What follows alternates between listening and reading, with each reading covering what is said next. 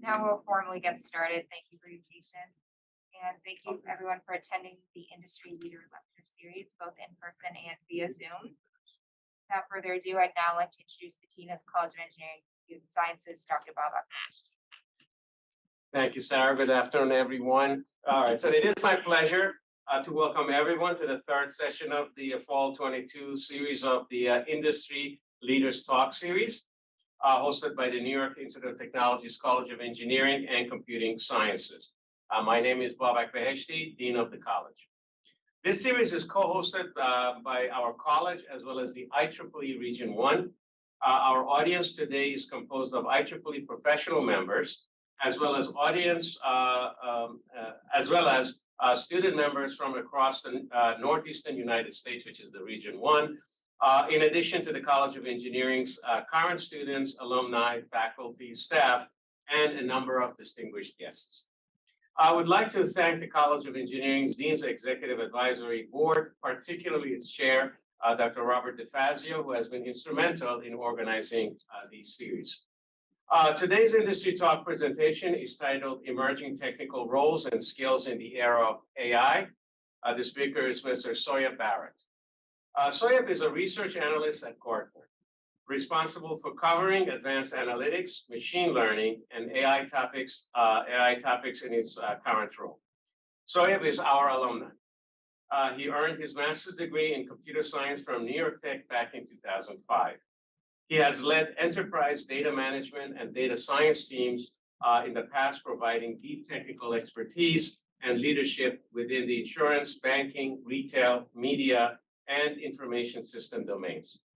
He specializes in building roadmaps for analytical and AI strategies, working with academics and technology organizations to bring ML, NLP, and AI solutions to the broader industry. Please review Soyeb's impressive bio sketch available on the event's website. Without any further ado, I will pass it on to Soyeb. It's an absolute honor, and thank you so much, Dean Babak, for the opportunity to be able to come across and present over here. Let's take a look at some of the emerging technical roles and skills that we've been seeing with all of the advancements that we've seen with AI. So I'm going to start with my favorite movie, Iron Man. How many are true Iron Man fans over here? Can somebody tell me what Jarvis stands for? Anybody? No? Okay. Just a really very intelligent system. That's what Jarvis stands for. And essentially what we find is we have people in the industry who are saying, can we build these particular systems as part of working within their enterprises? You might want to actually check out ChatGPT, which is one of the large language models that has been created. I encourage you to go to this particular link and play around with this particular large language model and ask questions. It's quite creative in terms of, like, you could say, what would be your quantum physics theory, and define it in the form of a poem. And you'll be quite surprised with the kind of answers that it comes to.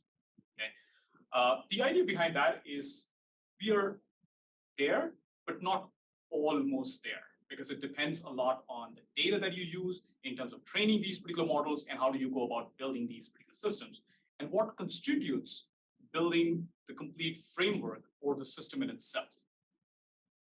Now, we've always talked about the part where our systems or the world that we live in is connected through our phones, through our smart devices in the house. You're able to control your washing machine. Last night, my wife just suddenly started the Roomba in the house, and I kind of like jumped out of the sofa because I didn't even know what was going on at around 11 o'clock. But you are now living in a connected world. But it's not just connected, it's a connected, smarter world, where most of those particular decisions are either already made for you, or you've given very specific insights for you to be able to make those particular kind of decisions to move forward. So we've now moved from just being a connected network or systems to a much more of a connected and a smarter world that we kind of live in. Gartner does this particular analysis where as part of the emerging technologies and the trends, we take a look at what is that particular kind of impact some of these particular technologies are going to have over the next 3 to 8 years. And as part of it, we kind of divide it and look at it in the form of critical enablers. Critical enablers in the form of AI-generated composite applications, hyperscale edge computing, low-code application platforms, graph technologies, collaborative ecosystem product developments that are there, augmented reality cloud, as well as 6G. All of these particular critical enablers have helped build the smarter world, where we talk about smart spaces from our homes, where you are able to connect everything from your refrigerator to your washing machines to your Roomba sweeping devices to even your thermostats, and you're able to connect all of these particular things remotely from a connected perspective. But you even have examples of smart cities, where you have garbage collection being done based on where there's the most amount of activity, the cleaning services that you could provide, even the network routing in terms of the amount of people. Just take the example of Times Square itself. Can you imagine the amount of people on like the day before Thanksgiving or New Year's Eve, people streaming live on Twitter, on Instagram, and all of those? The amount of network that's passing through those particular cell towers just around Times Square at that time would be absolutely testing the amount of compute as well as the network capability that you would have within those particular cell towers. So how do you route a lot of that particular network traffic? Now, apart from that, it's the enablement of the advanced virtual assistants, the digital twins. Digital twins have seen so many applications in terms of being able to actually do simulations in terms of how aircrafts are going to behave. Digital twins have been created for cargo ships, where they're looking for unmanned cargo ships to be able to make those particular kind of voyages. But then they need to simulate in terms of how these particular physical systems are going to behave as part of being able to be in the sea, or the devices that are there in the air, like the aircrafts, as well as other things as part of it. IoT plays a very important role as part of building that particular connected, smarter world that is there. Then comes the part of providing that particular productivity revolution that's there, which has things around the edge AI components, being able to actually process those particular models on your devices itself. The best example is everyone that is holding it in your own hands, phones. You have translation applications. A lot of those particular processing happens directly on your devices. It does not even require for it to be connected to a live connection and be able to do that particular processing directly on your phone devices itself. That's a good example of edge AI, being able to actually have models run on your edge devices as part of that particular simulation. Self-supervised learning, generative AI. I'm sure you all might have seen certain things where there are certain applications that create you graphics based on your inputs. So these are artificially created images through generative AI. Synthetic data is the best example on that particular front. And I'm going to go a little bit deeper into that later in the presentation. But all of these particular systems need to be secure as well. And that's where the homomorphic encryption, the digital ethics, the password-led authentication, and these particular technologies come in really, really important and handy as part of building those particular smarter worlds and bringing that particular revolution from a productivity standpoint. So how far are we technically from knowing that, oh, it's going to have a significant amount of impact in about 3 to 6 years? If you go to see the passwordless authentication, edge AI, and the low-code application platforms, they're already here. But so are actually the digital twins, the hyperscale edge computing, multimodal UIs, graph technologies, IoT platforms, synthetic data, and generative AI. These are already being adopted by the industry, and we are seeing practical applications of these within our day-to-day lives. You might not realize that you're even using these particular technologies. The whole Google, when you type your emails in Gmail, being able to actually do autocorrect, being able to actually even identify, these are just models, machine learning models that are running behind the covers, doing not only just auto spell checks, but also trying to create those particular references and links as you were typing and composing your emails. One really good example is if you would even go across on your phone and set up an appointment with your dentist or your doctor, and you schedule time and say, it's going to take you about half an hour to get to the doctor's appointment. The system even calculates and says, oh, you have a lot of traffic, and you might want to start at 45 minutes rather than 30 minutes in order to make it to your doctor's appointment. It's those particular systems that's even accounting for the traffic patterns and then updating your calendars based on that to give you sufficient amount of heads up. It's a perfect example of a composable AI solution helping you manage your task as part of it. So who's going to actually build these particular technologies and support them in the future? Any guesses? Robot. You, right? You are the ones who are going to actually build these particular technologies and support these technologies as part of it, right? You in the capacity of cloud architects that are actually responsible for managing hyperscale cloud edge infrastructure and implementations that support these particular technologies. They play a very critical role as part of putting together an entire cloud strategy from an implementation, managing the workloads, be it from a data analytics perspective, application, network workloads, and building those particular infrastructures to be able to go across and build that. Because most of these particular systems are now being built on cloud infrastructures rather than data centers that enterprises traditionally actually had. So cloud architects play a very critical role in terms of bringing a lot of these particular solutions as part of that particular implementation. Then comes the application developers. Now, application developers have always existed, right? We've had application developers for like how many? 3 decades, more than that.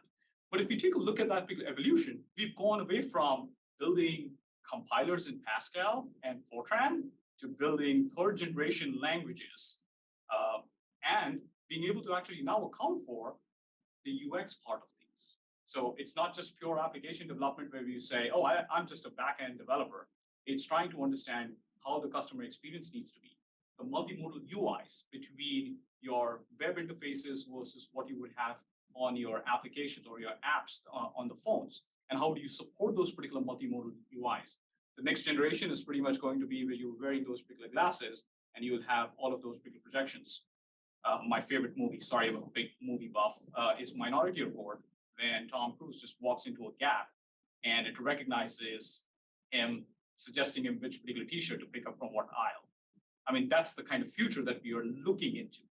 Who's going to be building those? It's the same application developers, and they play a very critical role now, just not doing the programming part, but also integrating the machine learning and the AI models within those applications to be able to support these particular technologies as part of that particular implementation. Then comes the DevOps engineers. I've gone through that particular era where we used to do application coding, and then once the code was done, it was like, okay, throw it over the fence to the other side for operations to deal with it. Trust me, the DevOps engineers are kind of like the glue and one of the most emerging roles and skill sets sought after by enterprises at this particular point. They kind of sit between the development teams, be it from a data analytics side or the application side, making sure that they build and maintain those operationalized architectures to be able to support the continuous next versions of those applications. So operations plays a very important role, and DevOps engineers or platform engineers, as they are usually referred to, play a very critical role and a glue to make sure as to how you bring those particular applications into a production environment and then build up from there on. Then you have one of the new emerging roles of ML engineers. Honestly, 2018, nobody even knew what an ML engineer would do. We didn't even have that particular persona at that time. But I still remember one of the statistics that in 2019, Google was hiring about 75 data scientists, but they were looking for almost 175 ML engineers. So yes, being a data scientist is the coolest job, but you need ML engineers to be able to take those particular machine learning models from data scientists, have them integrated within analytical and BI systems or applications, and then be able to go across and build and integrate those machine learning models within those applications. They also require a care and take even after you deploy it, because you still need to manage the performance of those machine learning models within those applications. It's not like your dashboards or your reports that you would build and then put it over there, and the only time when things would break is when the data is not right, or you've identified some kind of an edge case that your report or your dashboard is not able to handle. So machine learning engineers play a vital role in terms of productionalizing a lot of these particular advanced analytics, data science, and AI systems within production systems. Then comes the AI architects.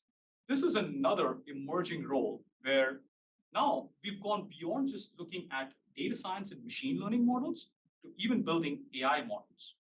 You have language models that are part of systems like chatbots or conversational platforms, or even insight engines that go beyond just traditional structured data to even semi-structured and unstructured data.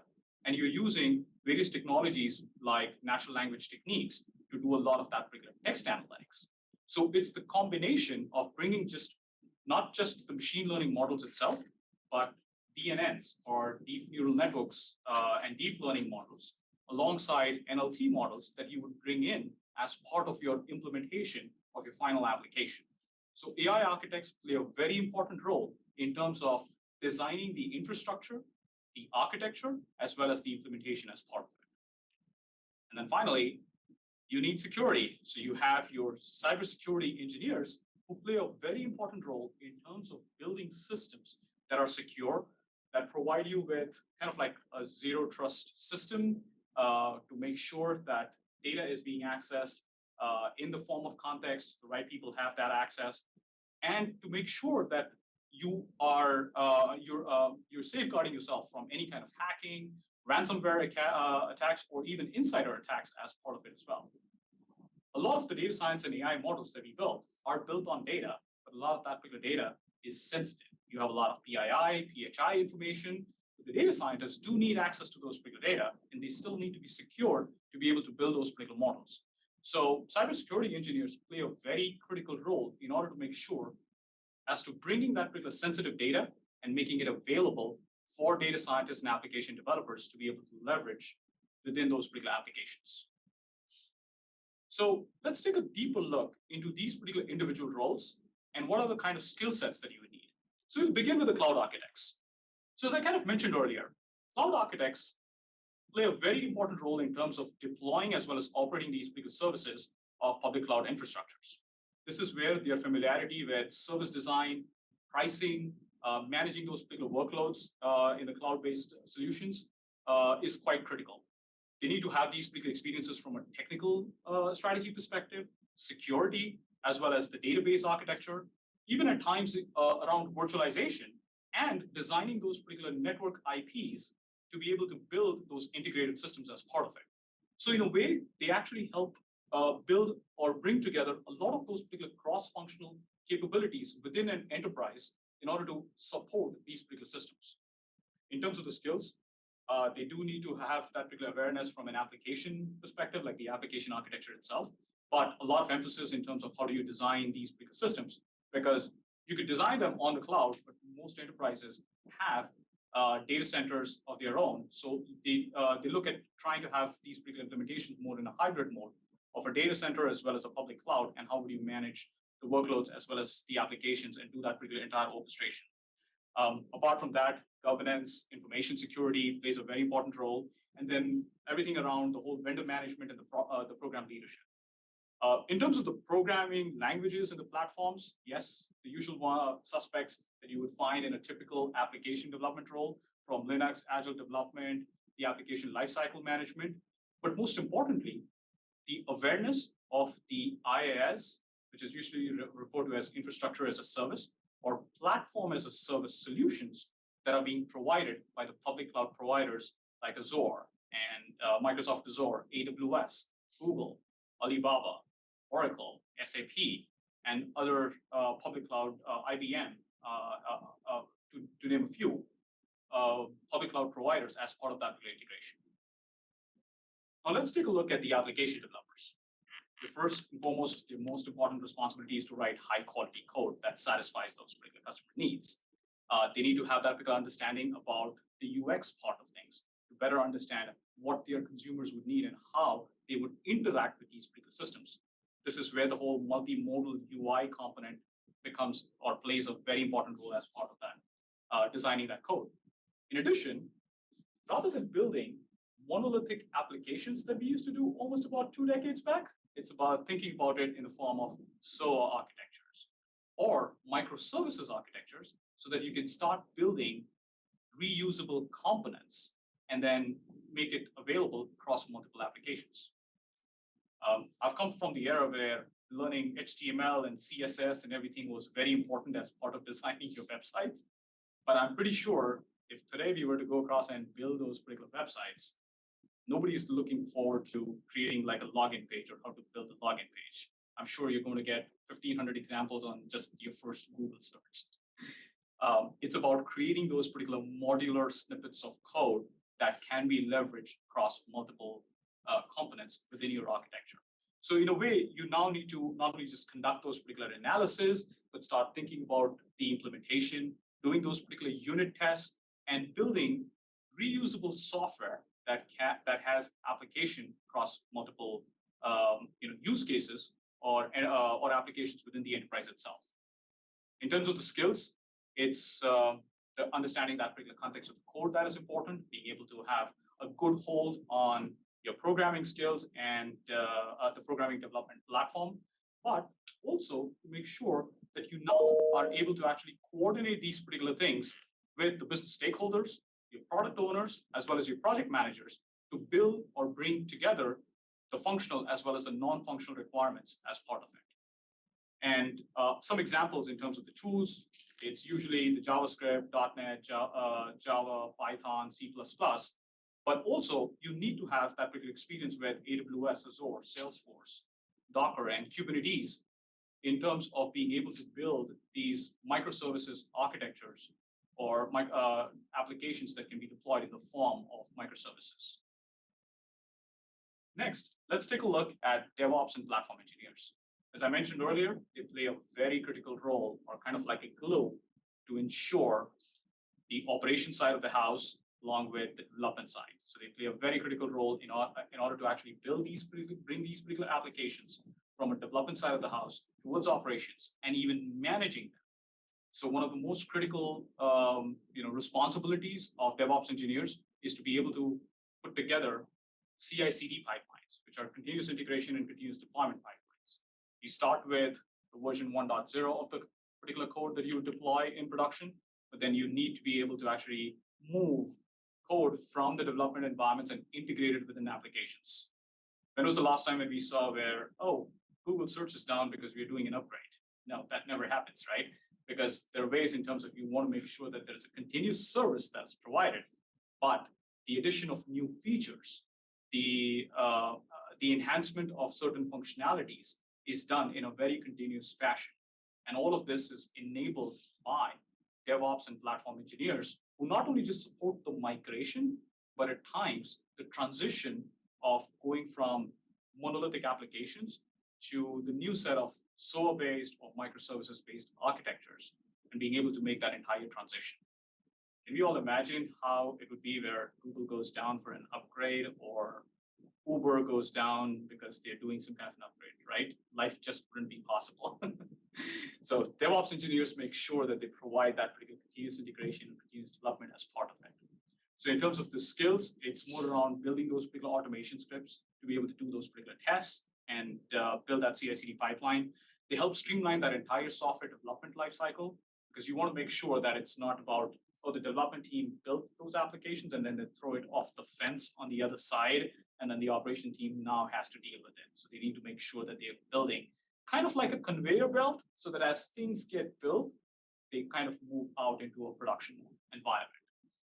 This is where their collaboration with the application team, the data and analytics team, the infrastructure teams, they play a vital role in terms of bringing and collaborating with all of these particular teams and bringing those particular teams together.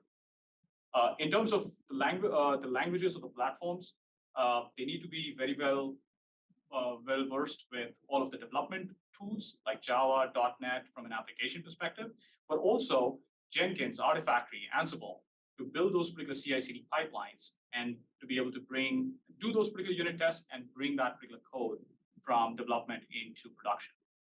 So the experience with DevOps tools, principles, understanding of agile development and Scrum is quite an integral part of the kind of tools or platforms or frameworks that DevOps engineers or platform engineers use. Now let's take a look at ML engineers.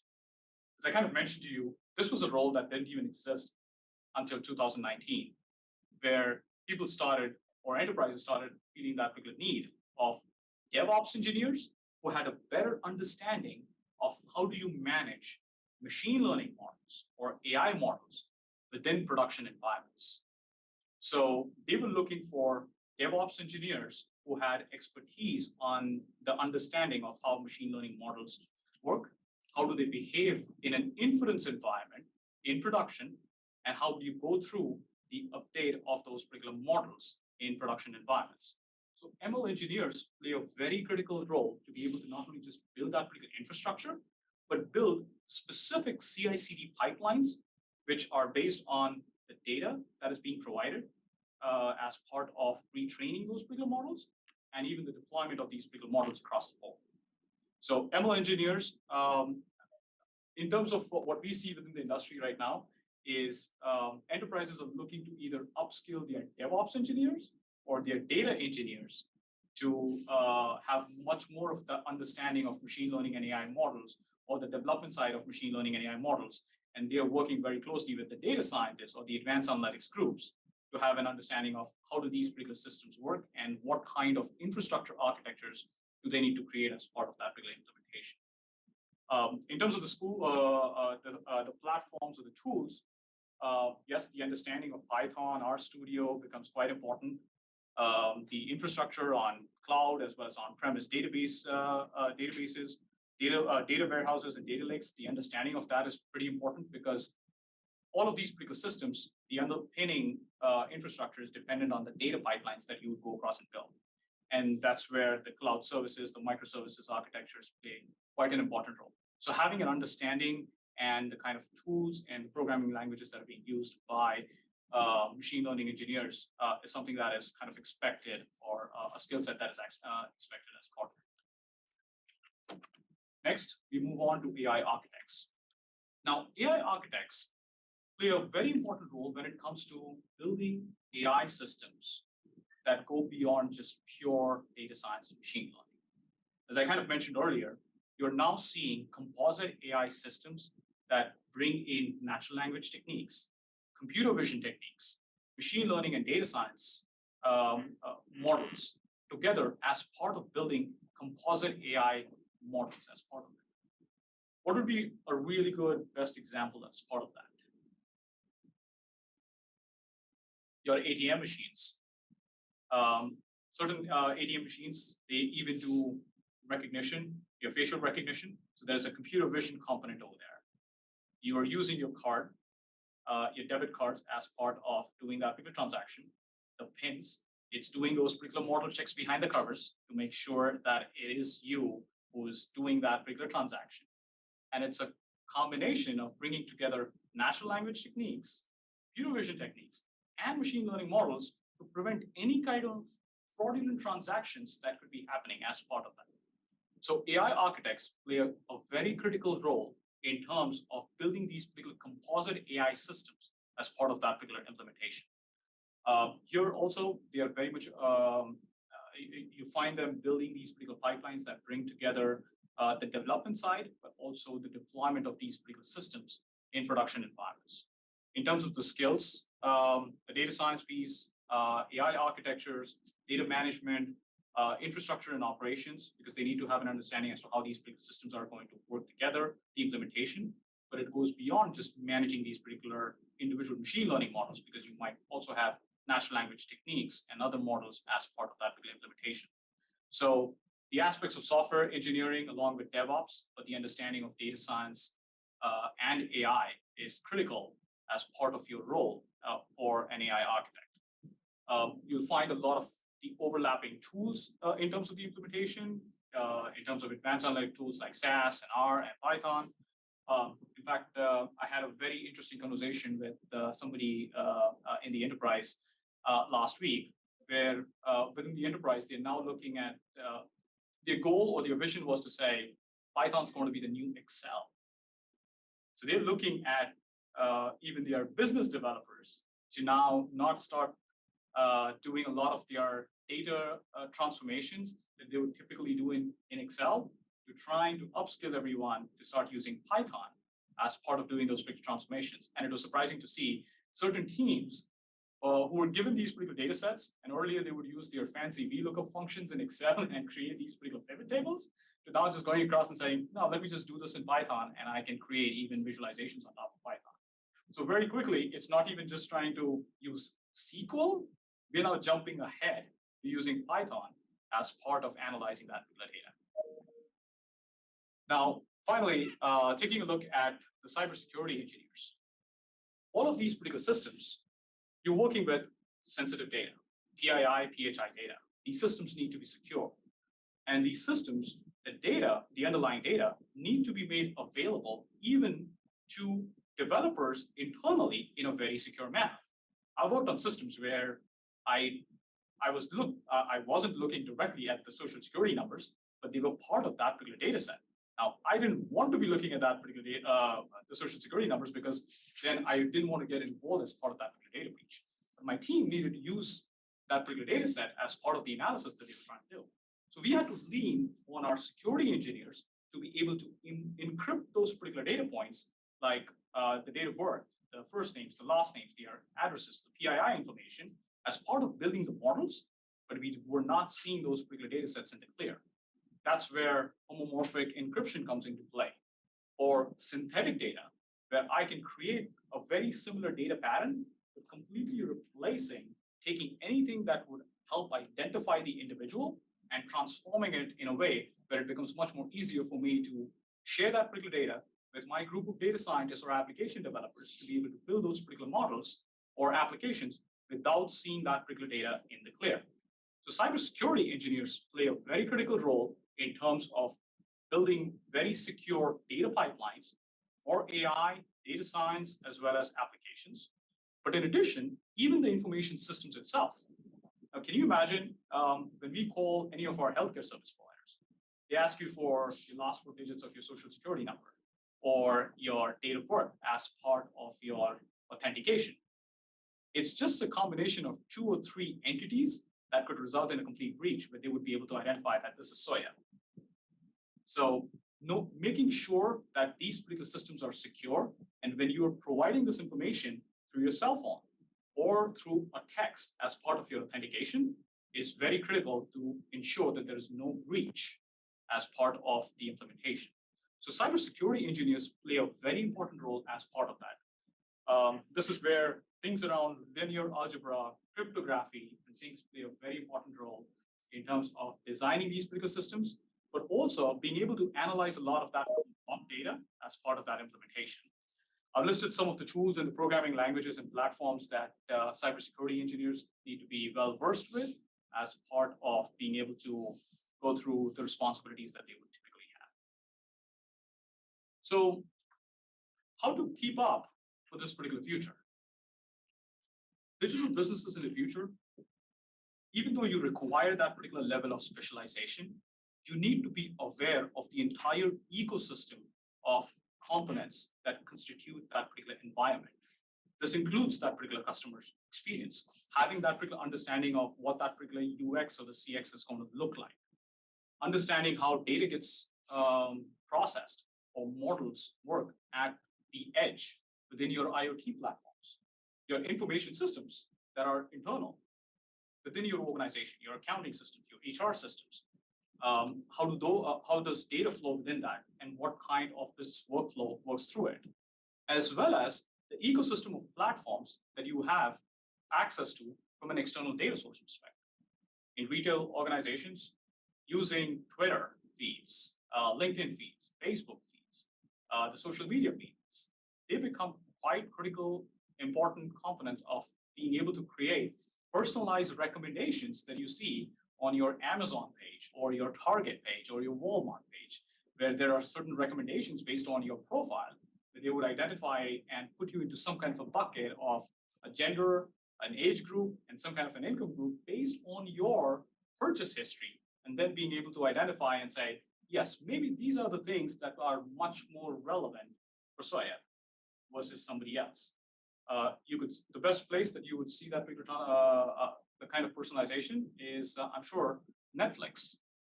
Everyone's profile has a very different way of showcasing even the posters that you have for those big movies. I'm a big horror genre fan, but I don't like zombies. And you'll be surprised with the kind of posters that I see for Stranger Things in my profile versus my wife's.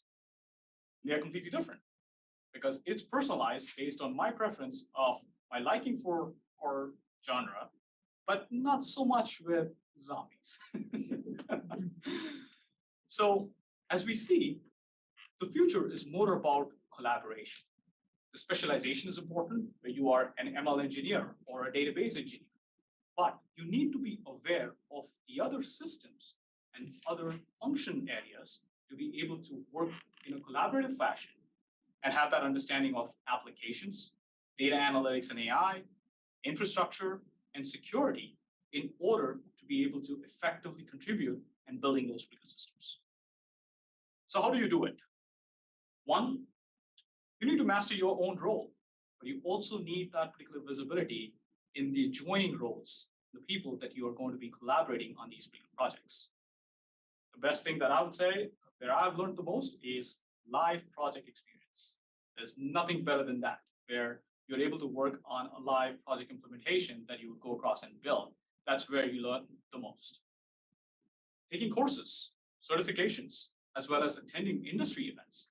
Because at industry events, you not only get insights in terms of what the strategic view of those particular architectures are, but in terms of certain vendor solutions and what are some of those particular niche capabilities that they are bringing in as part of the future. And most importantly, getting a mentor. It's really, really important to have a good mentor who can guide you within the domain that you're thinking of excelling. So having a good mentor goes a long way to be able to identify what particular industry events you should be attending, courses, and what should be your career roadmap, as I always like to call it. So if you want to build the next Jarvis, guess what? We will need all of these particular things, because Jarvis is actually built on enterprise graph technology that combines access from a 6G, the level of simulation through synthetic data, being able to actually say how much power you're going to need versus not, the IoT edge, because a lot of that particular processing happens in the face mask in a way, right? But also being able to actually go across and secure that entire communication matter. So if you're looking to build the next Jarvis, these are the technologies that you would need and be able to bring these together as part of that particular implementation. So how do you build up on the solid foundation that you are doing within the university with your graduate and your undergraduate program and the courses that you've been taking? Some of the online courses that are there. We see a lot of professionals go across and even take single courses or a set of courses in certain universities in order to come up to speed on concepts around quantum, physical engineering, digital engineering, as part as even AI and ethics. Then there are a lot of online courses that are available that help you come up to speed in certain programming languages or scripting languages as part of it. Certifications count significantly, be it vendor certifications or certifications around Scrum, as well as certain open industry certifications that are available as well. They play quite an important role as part of standing above in a competitive market. Books for sure, but also participating in hackathons and Kaggle events. I can't it would be understating if I was to say how important participating in these particular events are. Because not only do you get live industry experience, but the amount of networking that these particular events actually give you is absolutely significant. I know we had 2 years where not a lot of in-person hackathons were happening, but those in-person hackathons are happening now, or even those particular Kaggle events are happening now. And I encourage you to participate in those particular events as part of it. I don't know how I'm doing the time, but we are at the end. Thank you so much for your patience as well as your time.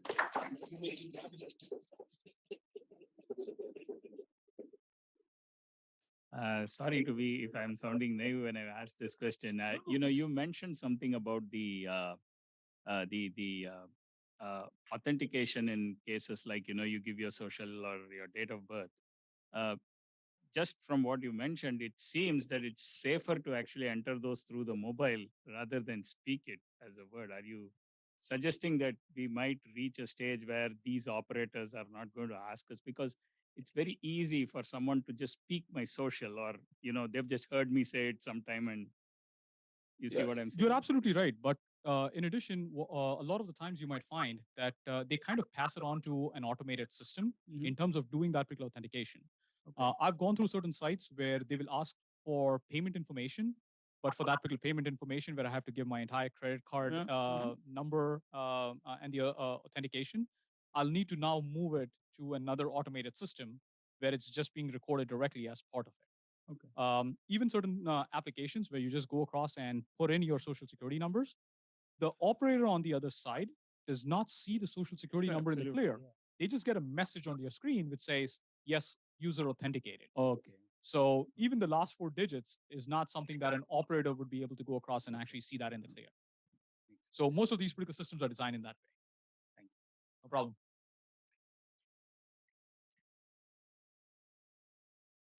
Thank you for the talk. I would like to ask something a little different, considering the current firing events among all these big companies from Google and everywhere. Some of the students were probably concerned about where it's going with deep learning, all these machine learning jobs. And I know industry, there are a lot of people are scooping up these talents from all the other. So can you give a little bit of oversight on how the industry are going with all these machine learning, AI type of job, and where the students should look for in different industries in that case? That's a very good question. And in fact, it's something where we deal with it in terms of, what does that particular future of workforce looks like with AI? And what we say is AI as a technology, you have one side of, a group that feels that AI is going to be replacing all of these particular jobs. But my counter to that is who's going to build those particular AI systems to begin with? So there are certain operations or certain jobs that you could go across and automate, but you still need people to be able to build those particular systems. Now, definitely because of inflation, some of the economic headwinds, there's a bit of a challenge where, in general, tech is down at this particular point, where we've seen a lot of those particular layoffs in technology organizations. But it's definitely going to pick up. It's just the combination of inflation. We just came out of COVID. Supply chain challenges are still there. The whole challenge with war and the resources that are happening over there in Europe. Those are some of those particular factors that are putting some of that particular financial strain. But we definitely see that within the first 2 quarters of next year, that things will start picking up significantly. But all of these particular roles that we are seeing, they are the emerging roles at this particular point. We've had a lot of database administrators or data engineers and traditional application developers who are now looking at upskilling to be able to keep up with these particular evolving technologies as part of that particular implementation. So there's always going to be a need for machine learning engineers, data scientists, AI engineers to be able to build kind of like the next generation applications as the adoption of AI goes up significantly. I'm just going to ask a few questions okay, over sure. Zoom. The slide decks will be available afterwards. Yes. It seems Question. It seems current university curriculums are not well aligned with industrial needs. For example, many require skills in AI architect are not trained in any CS courses. Do you have any suggestions for university IT educators? So let me tell you, I'll go back to my days of going through my master's program. We learned things about compilers, algorithms, and data structures. And I'm like, yeah, but I still need to learn .NET and VB to be able to get a job as an application developer. Let me tell you, those were foundational. Now, when we go across and build those particular systems, understanding of those particular compilers, the data structures and algorithms are so critical to understand the third generation applications and how they operate. Building these particular systems that now bring information technology and networks come in really, really handy, and those understanding of those particular concepts are really important. And this is where I wouldn't say that curriculums have evolved significantly as well. In fact, very recently I saw our own computer science program as well as the electronics program and the cybersecurity program that has evolved significantly, and it sets or builds all of those particular foundational components that you would require. It's just a, pretty much the understanding of certain programming languages or vendor products that are more widely used within enterprises and organizations.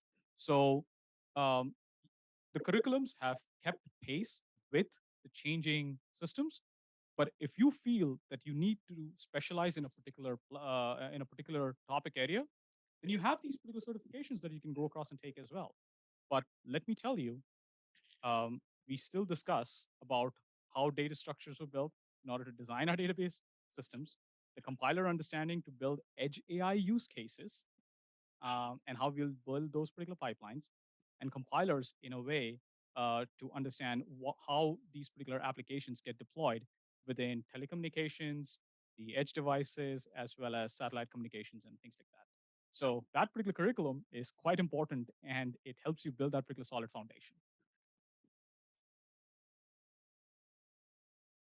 Thank you. So, so my question actually ties nicely, I think, to the answer to the last two questions that you gave. So the concept of reusable code and now, microservices is a, proven concept. However, a disturbing pattern that I've been noticing is, even within, enterprises, is that the use of what they call now a black box machine learning model, and the sort of the write off on it is that either it is too complex to be understood by any machine learning engineer, or we just don't know how the model works. And that could be a very dangerous pattern because unlike other code snippets that have a sort of a time invariant behavior, with set of inputs, you know what the outputs are. Now you're looking at a box that could make decisions that could be fairly impactful. So I'm not getting into the philosophy or social impacts of AI, rather in the context of the talk that you gave in terms of skill sets.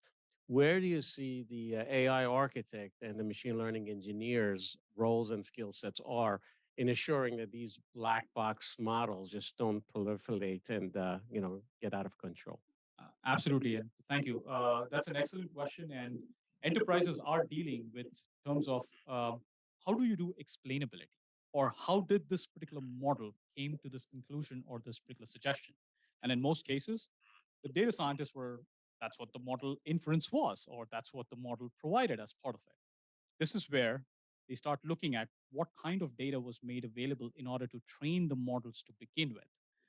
This is where the whole digital AI piece, or how the industry terms it as responsible AI, which includes things around interpretability, explainability, fairness, bias, and then the ethical part.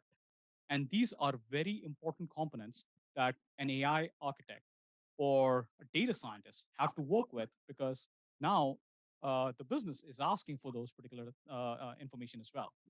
There's also a very interesting thought in terms of, rather than fully making these particular models explainable, where if you start building DNNs or deep neural networks, the explainability takes a big hit because it's very difficult to explain to provide that particular interpretability as to how the model came to that decision or the conclusion.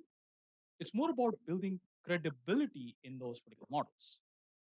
The best example that I always give is if I'm in the middle of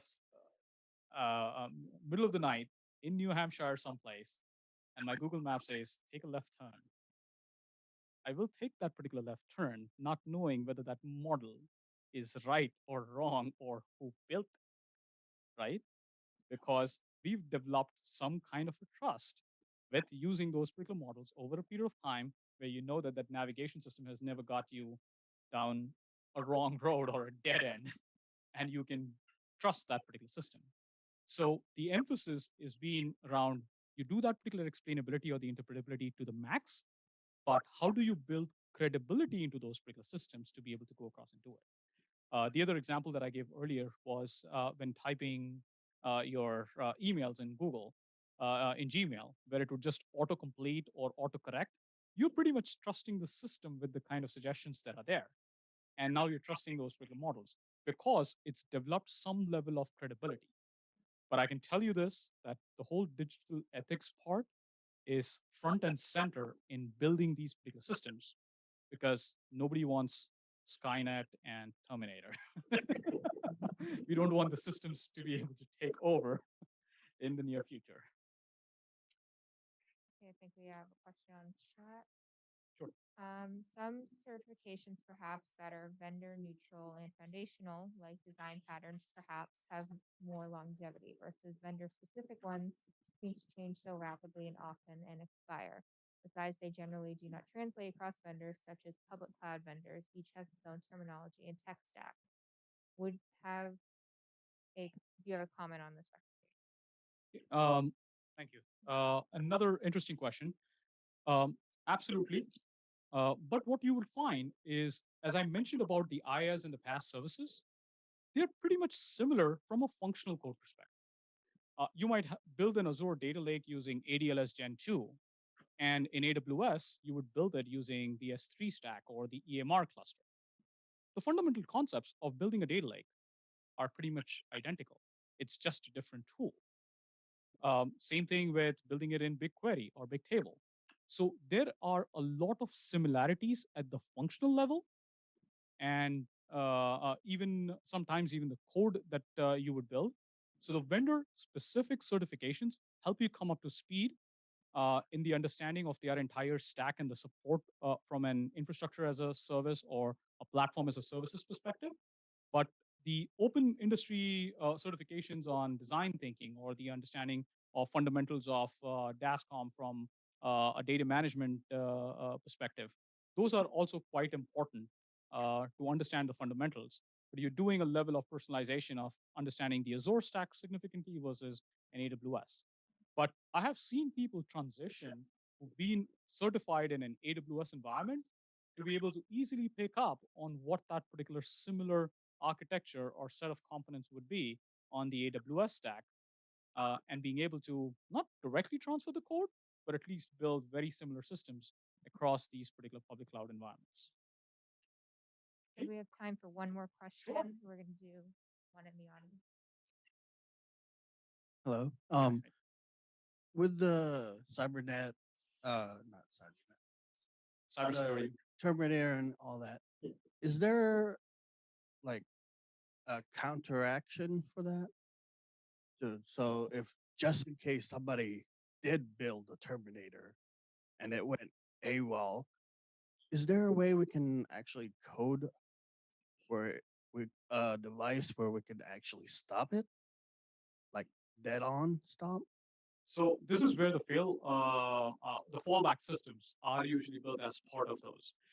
Going back to building those particular black box models, you have that particular interpretability, but then that explainability and the trust or the credibility that you build within those particular models to see how these particular augmented AI systems would work as part of that. I can tell you that there is a lot of analysis and research that goes into how do you support that particular trust and the ethics piece. We've already seen examples of certain models that have shown behavior of bias because of the kind of data that is actually used. I encourage you to actually take a look at that particular chat GPT model that's there.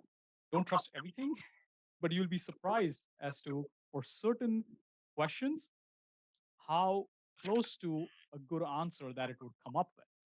Now, I wouldn't trust everything else. One of my colleagues actually went across and asked it to build code, and it actually created an entire code structure for a database, and it provided that.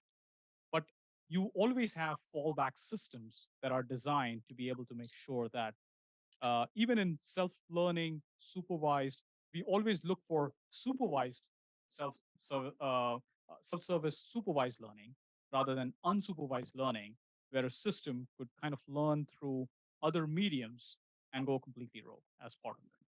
So this is where the self-service supervised learning comes into play, so that you know exactly what kind of data points are being provided to those bigger models. Right? So I know we've gone over time, but I just think be that's mindful. all the time we have for questions. Okay. So thank you so much for taking the time to Thank you so much.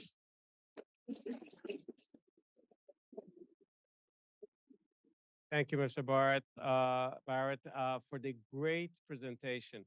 Thank you all for participating in this event. My thanks go to colleagues who made this event happen, Dr. Rob DeFazio, Assistant Dean Jane Polizzi, and the College of Engineering staff, Ms. Jill Rogers and Ms. Sarah Hasasta. Please tune in for the next talk, as it will be advertised through the same channels you learned about this talk. Have a great afternoon. Thank you.